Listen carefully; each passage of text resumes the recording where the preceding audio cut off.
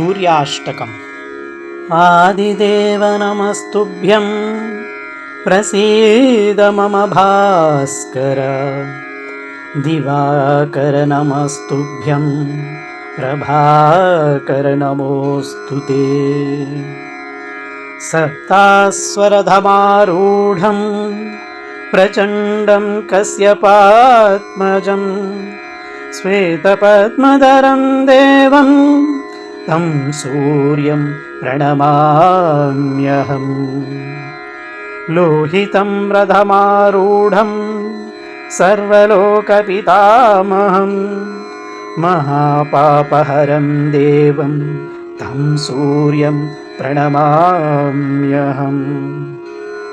त्रैगुण्यं च महासूरं ब्रह्म विष्णुमहेश्वरं महापापहरं देवं तं सूर्यं प्रणमाम्यहं। बृहन्तं तेजसां पुञ्जं वायुमाकाशमेव च प्रभुं च सर्वलोकानां तं सूर्यं प्रणमाम्यहम्। बन्धूकपुष्पसङ्काशं हारकुण्डलभूषितम् एकचक्रधरं देवं तं सूर्यं प्रणमाम्यहम्। विश्वेशं विश्वकर्तारं महातेजप्रदीपनं महापापहरं देवं तं सूर्यं प्रणमाम्यहम्।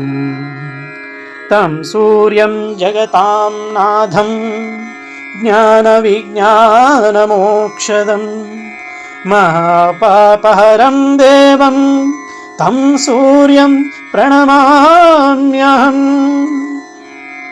सूर्याष्टकं पठे नित्यं ग्रहपीडाप्रणाशनम् अपुत्रो लभते पुत्रं दरिद्रो धनवान् भवेत्।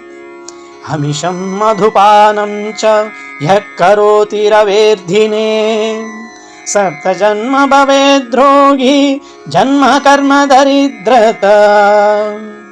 स्त्रीतैलमधुमांसानि यो त्यजन्ति रवेर्धिने न व्याधिशोकदारिद्र्यं सूर्यलोकं स गच्छति। इति श्री शिवप्रोक्तं श्री सूर्याष्टकं सम्पूर्णम्।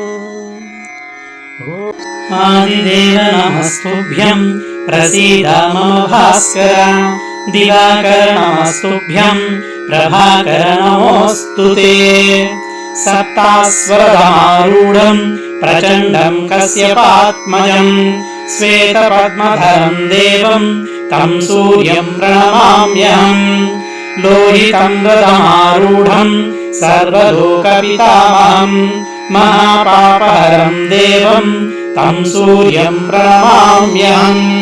त्रैगुण्यं च महासूरं ब्रह्म विष्णुमहेश्वरं महापापहरं देवं तं सूर्यं प्रणमाम्यहं। बृहन्तं तेजसां पुण्यं वायुमाकाशमेव च प्रभुं च सर्वलोकानां तं सूर्यं प्रणमाम्यहम्। बन्धूकपुष्पसङ्काशं हारकुण्डलभूषितम् एकचक्रधरं देवं तं सूर्यं प्रणमाम्यहम्। विश्वेशं विश्वकर्तारं महातेजप्रदीपनं महापापहरं देवं तं सूर्यं प्रणमाम्यहम्। तं सूर्यं जगतां नाथं ज्ञानविज्ञानमोक्षदं महापापहरं देवं तं सूर्यं प्रणमाम्यहम्। सूर्याष्टकं पठे नित्यं ग्रहपीडाप्रणाशनम् अपुत्रो लभते पुत्रं दरिद्रो धनवान् भवेत्। आमिषं मधुपानं च यः करोति रवेर्धिने सप्तजन्म भवेद्रोगी जन्म कर्म दरिद्रता। स्त्रीतैलमधुमांसानि ये त्यजन्ति रवेर्धिने न व्याधिशोकदारिद्र्यं सूर्यलोकं स गच्छति इति श्री शिवप्रोक्तं श्री सूर्याष्टकं सम्पूर्णम्। ॐ नमो सूर्यदेवाय नमः। ॐ नमो भास्कराय नमः।